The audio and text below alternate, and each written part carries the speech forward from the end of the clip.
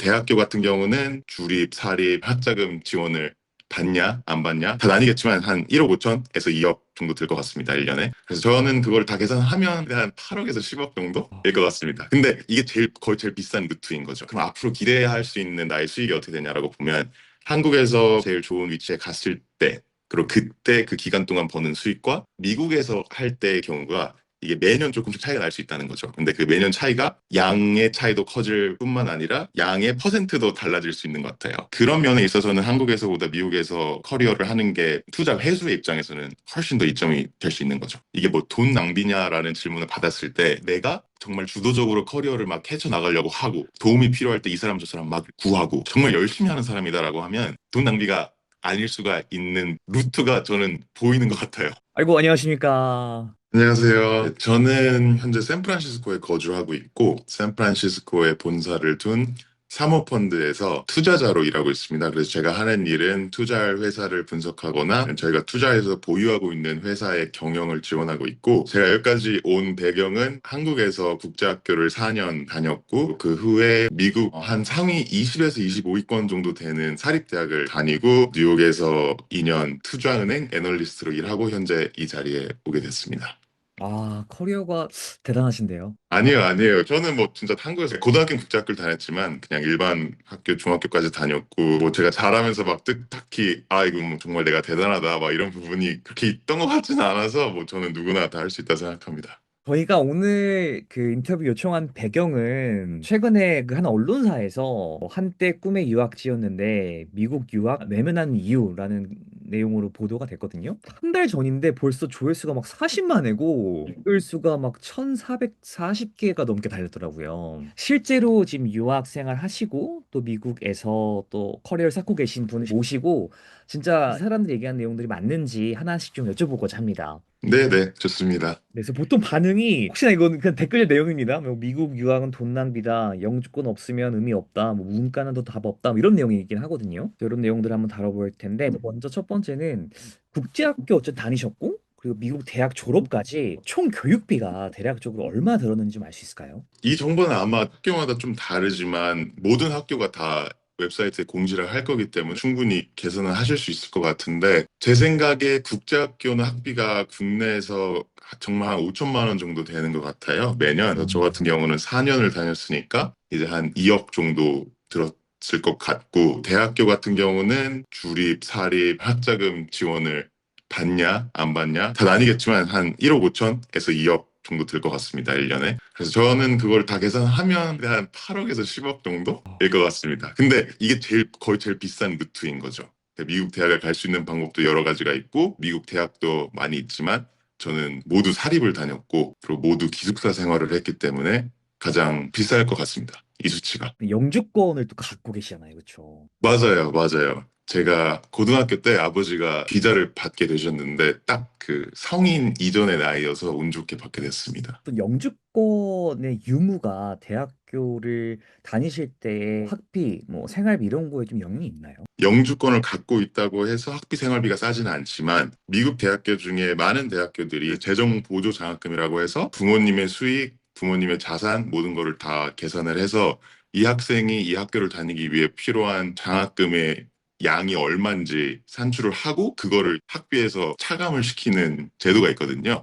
그래서 한국에서는 조금 생소할 수 있는데 그 제도는 영주권 시민권자한테만 제공이 되는 경우가 많아요. 그 제도가 있냐 없냐가 총 지출하는 금액의 많은 부분을 차지할 수는 있는 거죠. 그래서 그렇게 되면 학비가 다릅니다. 말씀하신 게 사립 대학에만 해당하는 건가요? 아니면 뭐 그런 거 가리지 않고 미국에 있는 대부분의 이제 상위권 대학들이 적용이 되는 건가요? 제가 나온 대학은 사립대학이었기 때문에 사립대학은 그랬고 주립대학도 아마 그럴 거라고 전 생각이 돼요. 미국 대학교 자체가 국제학생인지 국제학생이 아닌지에 대한 차이는 두기 때문에 이런 뭐 재정 보조 같은 제도에 있어선 제가 생각할 때는 아마 주립도 해당이 될 것 같은데 정확한 정보는 학교 웹사이트를 통해서 알아야 될 것 같아요. 그러면 선생님께서는 아까 말씀하신 대학 졸업 기간에 연에 1에서 2억 정도 든 것은 말씀 주신 그런 영주권을 갖고 계심으로써 어느 정도 좀 혜택이라고 표현을 할까요? 그걸 감안한 금액이신 건가요? 아, 그렇지 않습니다. 저는 그걸 다 받지 못했어요.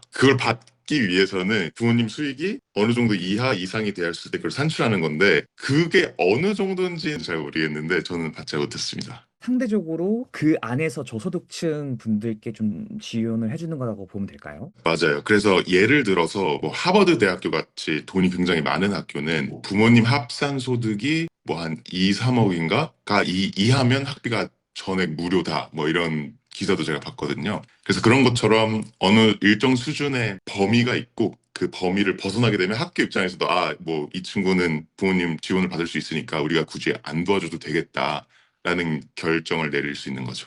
지금 미국뿐만 아니라 한국에서도 지금 받고 계신 커리어가 사실 문과에서는 끝판왕이잖아요. 많은 분들이 미국에서 뭐 유학 4년에 뭐 한 8억 쓰고 뭐 돈만 쓰고 취업 안 된다 이런 얘기가 있는데 솔직히 본인 선생님 기준으로는 지금 이게 투자 회수가 되고 있다고 좀 보시나요? 네, 이게 투자 회수가 또 중요한 부분이 기간이잖아요. 회수 기간. 얼마나 오랫동안을 보고 이걸 회수라고 할 수 있는지. 제가 생각할 때는 저는 너무 운이 좋게 잘 되고, 그리고 또 제가 고른 업종이 미국 내에서도 돈을 많이 주는 업종이어서, 일단 현재까지는 열심히 뭐 부모님께 갚아 나가는 중이지만, 근데 길게 보면은 커리어의 방향성이 조금 다를 수 있을 것 같아요. 그러니까 왜냐하면 뭐 다른 업종은 전혀 모르겠지만 금융 업종에서는 미국이 제일 금융시장이 크고 그거를 한국과 비교하면 훨씬 더 크게 느껴지기 때문에 그거에 따른 성과 보수가 차이가 많이 날 수 있어요. 뭐 지금 제 레벨에서는 많이 안 날 수 있겠지만 40대가 되면 제가 생각할 땐 차이가 꽤 있을 수 있기 때문에 장기적으로 봐서 제가 쭉 여기서 성공을 한다면 금전적인 걱정은 안 해도 되는 그런 삶이 있을 수 있는 가능성이 있죠. 미국이라는 가장 큰 이제 금융시장에서 근무를 하시다 보니까 지금 제가 드린 질문이 적절할지 모르겠지만 어때요? 가정을 해본다면 한국에서 만약 같은 금액을 교육에 투자를 했어요. 예를 들어서 뭐 국내에 뭐 스카이 명문대 나와서 국내 금융권에 만약에 취업을 했다면 지금과는 좀 어떤 차이가 있을 거라고 좀 보여주세요. 일단 두 가지 부분이 일단 현재 시점에서 돈을 얼마나 가지고 오냐 집에라고 보면 신입 레벨에서는 그래도 한 두 배 정도는 차이가 날 것 같고 그리고 두 배 정도가 차이가 난다면 일단 그거 자체로도 현재 상황에서 굉장히 큰 차이죠. 물론 이제 생활비랑 이런 걸 다 감안하면 훨씬 적겠지만 그러고 두 번째는 그럼 앞으로 기대할 수 있는 나의 수익이 어떻게 되냐라고 보면 한국에서 이제 제일 열심히 생활해서 제일 좋은 위치에 갔을 때 그리고 그때 그 기간 동안 버는 수익과 미국에서 할 때의 경우가 이게 매년 조금씩 차이가 날 수 있다는 거죠. 근데 그 매년 차이가 양의 차이도 커질 뿐만 아니라 양의 퍼센트도 달라질 수 있는 것 같아요. 그런 면에 있어서는 한국에서보다 미국에서 커리어를 하는 게 투자 회수의 입장에서는 훨씬 더 이점이 될 수 있는 거죠. 근데 물론 문화 특성상 고용의 안전성 뭐 이런 것까지 모두 고려를 하면 사람마다 나오는 계산이 다르겠지만 그냥 정말 직책별 연봉을 보고 계산기를 사용한다면 아마 제가 말한 대로 차이가 꽤 클 수 있다고 생각합니다. 저희가 최근에 국제학교를 졸업하신 분과 인터뷰를 하면서 그만큼의 투자하는 게 얼마만큼의 좀 가치가 있는지를 여쭤보다 보니까 댓글에 그런 반응이 있더라고요. 내가 돈이 많은 부모였다면 8에서 10억 정도의 교육비를 주식으로 사서 주겠다, 증여를 하겠다. 뭐 S&P 500이나 뭐 나스닥 100이나 뭐 엔비디아나 비트코인이나 뭐 네. 그런 지금 시점에서 궁금한 게 만약에 선생님께서 과거로 이제 국제학교 4년 그 입학하기 전으로 돌아가서 그때 내가 만약에 뭐 S&P 500의 금액을 매년 교육비를 이렇게 적립식으로 받은 거와 지금의 상황과 비교한다면 뭐 택일의 이슈라면 어떤 걸 택하실 것 같으세요? 제가 생각할 때는 그냥 앞으로 제 인생을 보면 매년 3, 4천 정도의 수익을 낼 수 있는 그런 자산을 가지고 있을래? 아니면 미국에서 일할래? 라고 하면 미국에서 일하고 싶은 것 같은 게 왜냐하면 저는 만족도도 아직까지는 높고 제가 생각할 때 제가 앞으로 미래 결정을 하는 데 있어서 돈보다는 그래도 저의 정체성, 제가 앞으로 나아갈 수 있는 방향, 제가 만나는 사람들, 그리고 내가 열심히 일하면서 사회나 주변 사람들에게 줄 수 있는 영향력을 좀 더 중요히 생각하는데, 뭐 한국에서 충분히 할 수 있을 것 같고, 그 정도가 뭐 미국이랑 다르지 않다고 생각해도 그냥 제 기준에서는 확실히 제 삶의 만족도가 있기 때문에 아마 유학을 선택할 것 같습니다. 이거야말로 정말 답이 없는 질문이죠. 왜냐하면 모두가 느끼는 돈의 가치도 다를 뿐만 아니라 양에 따라 느끼는 마음도 정말 다르기 때문에 저는 그래도 제 교육에 투자해 주신 거에 감사하다고 생각합니다. 어떤 분들은 돈 많은 집안이 뭐 그런 뭐 고민을 하냐, 그냥 뭐 보내겠지라고 하지만 제 기준에선 돈이 아무리 많다라고 하더라도 부모 입장에서 어떤 자녀한테 어떤 것을 물려줄 건지에 대한 부분을 많이 고민할 것 같아요. 선생님께는 뭔가 부모님께서 어떤 경험의 어떤 그런 교육적 가치에 투자한 거에 대해서는 참 저도 질문을 드리지만 너무 리스펙하는 부분이 있는 것 같아요. 네, 네. 그리고 자녀를 유학을 보내는 분들이 돈에 정말 여유가 있어서 보내는 분도 있지만 그렇지 않더라도 자녀 교육에 대해 굉장히 관심이 많아서 그러는 가정도 많거든요.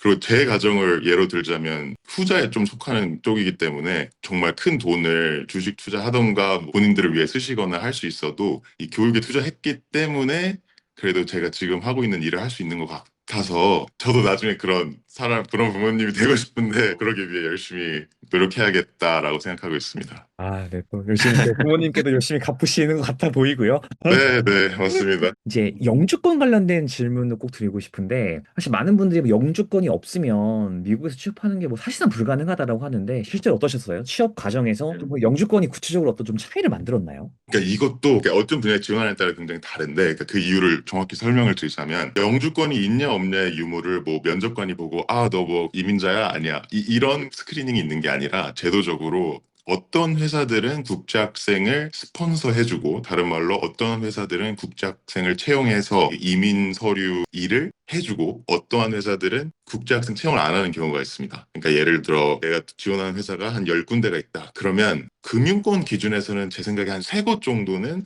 국제학생을 채용하고 7곳 정도는 아예 국제학생을 채용을 안 하는 거죠. 그러면은 이게 기회의 개수의 차이는 존재를 해요. 물론 이게 막 다른 업종, 예를 들어 테크 업종으로 간다면 제가 친했던 친구들이 컴퓨터 하는 친구들이 많았는데 그런 애들은 회사에서는 거의 다 이민자들을 채용하는 제도를 갖고 있었어요.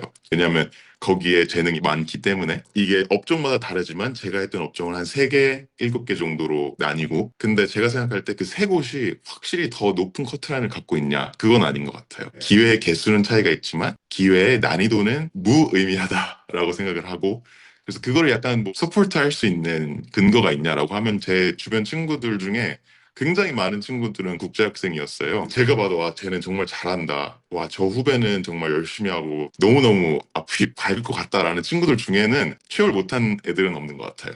사실 이해가 되는 게 채용을 하는 회사 입장에서 만약에 우수한 인력이라면 그 약간 영주권이 뭐가 중요할 거라는 생각은 들어요. 뭐 맞아요. 조금 이제 경쟁에서 밀린 사람이라면 그게 영주권이 뭐 없다고 해서라기보다는 다른 이유이지 않을까라는 생각도 좀 드네요. 네, 근데 이제 심적으로는 아, 10군데 연습하면 돼.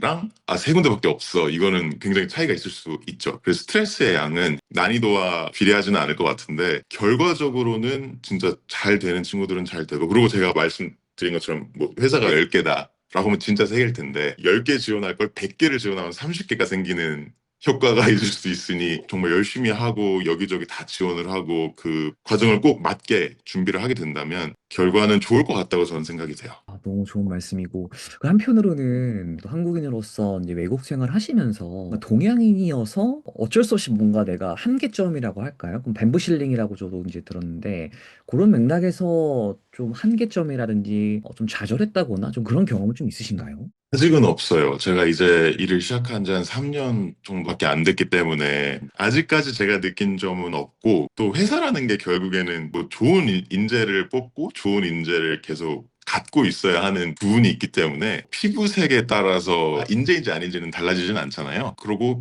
그런 부분이 원래 있었을 텐데 지금 없다는 걸 또 느끼는 부분 중에 하나가 요즘은 시니어 레벨 분들 중에 동양인들이 많이 있어요.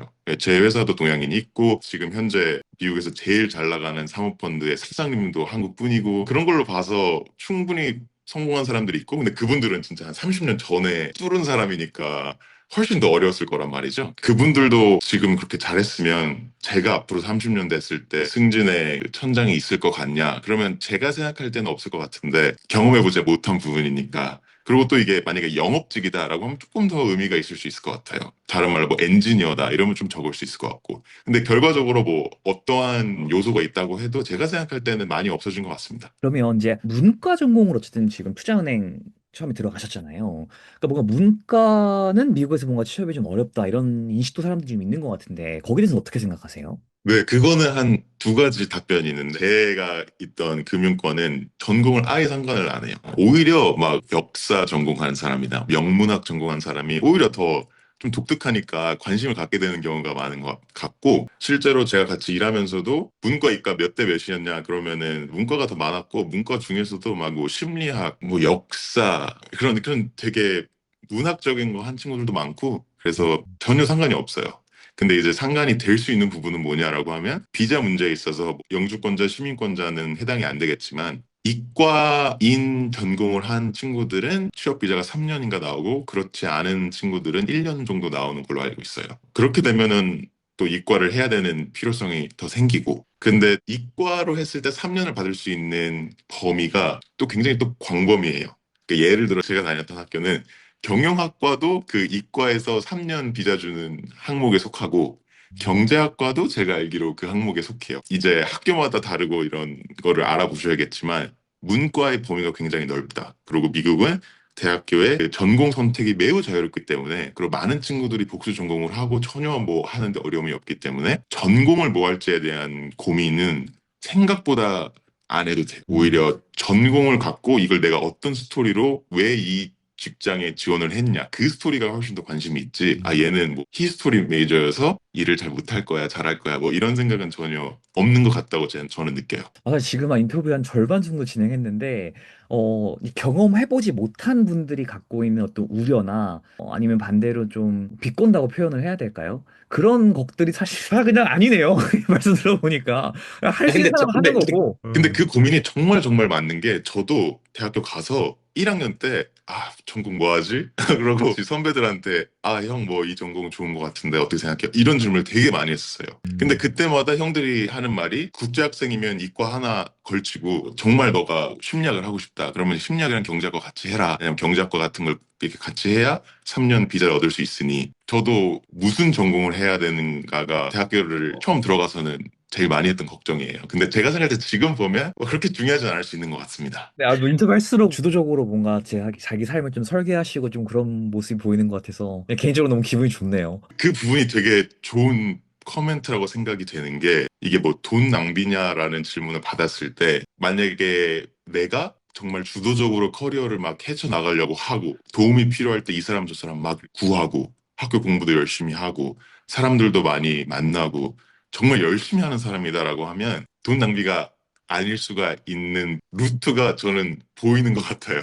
어. 그래서 만약에 정말 본인이 그런 사람이다라고 생각하면 정말 좋은 결과가 있을 수 있고, 그렇지 않으면은 조금 더 리스크가 있다고 생각합니다. 아, 좋네요. 그럼 사실 저희 한국도 마찬가지인 게 지금도 유효한지는 모르겠지만 문과에서는 보통 탑3 정도 뽑거든요. 탑3가 이제 보통 이제 IB 하는 친구들, 이제 컨설팅 하는 친구들, 로스쿨 가서 이제 변호사 되는 친구들 이렇게 있는데 컨설팅 가더라도 결국에 사모펀드로 가고 싶어 하는데 저도 이제 저도 컨설팅 업계에 잠깐 있었고 그래서 이제 그런 친구들 보면 투자하는데 갔다가 결국엔 사모펀드로 가는데 어떠세요? 근데 사실 미국에서 또 그렇게 커리어를 쌓아 나가신 부분에 대해서는 만약에 제가 지금 사모펀드 인터뷰를 하는데 질문이 너 왜 사모펀드 하냐라고 물어보면, 정말 또 준비한 질문이 있겠지만, 솔직한 제 마음은, 대학을 졸업하고 이제 투자은행에 들어갔는데, 투자은행이 가장 사모펀드에서 많이 뽑아가는 장소예요. 그래서 가장 기회가 많았고, 그리고 한국보다도 미국이 훨씬 더 사모펀드가 성숙된 산업이기 때문에 개수도 훨씬 많고, 그렇기 때문에 한국이랑 미국이랑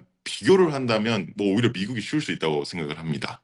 개수가 많기 때문에. 그리고 결국에 이 돈의 흐름이란 게 우리가 일을 하면서는 제일 중요한 부분이기 때문에, 앞으로 제가 무슨 일을 하더라도 사모펀드에서 일을 했던 경험이 되게 기반을 잘 닦아줄 거다라는 생각에서 지원을 했고, 뭐 일하는 게 정말 막 다르고 내가 막 투자자들을 만나서 돈을 투자하는 거라기보다는 아직은 신입의 입장으로서 배워가는 단계이기 때문에, 일 자체는 많이 비슷하고요. 은행이랑 약간의 조금 더 사고가 요구되는 직책이지만, 큰 틀에서는 아직은 많이 배워가는 단계라고 생각합니다.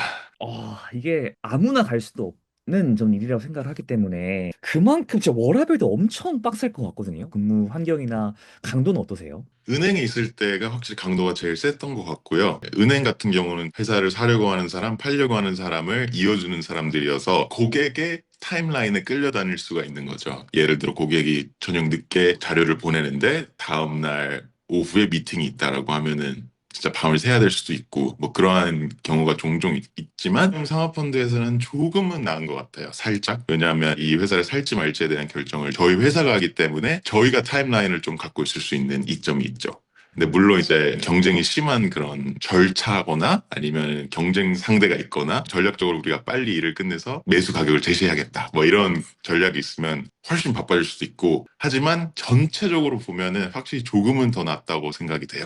역시 갑의 위치에 있으니까 다르시네요. 근데 뭐 갑의 위치인데 이제 저는 그 상사님의 을이기 때문에 일에 대한 압박은 똑같은 것 같습니다. 그래서 이제 좋은 이제 한국에서도 학벌 나온 친구들이 그렇게 그 사모펀드를 가서 갑질하고 싶다고 농담 삼아 얘기하는데 네네네. 근데 충분히 이해가 되고 뭐 확실히 조금은 나은 것 같습니다.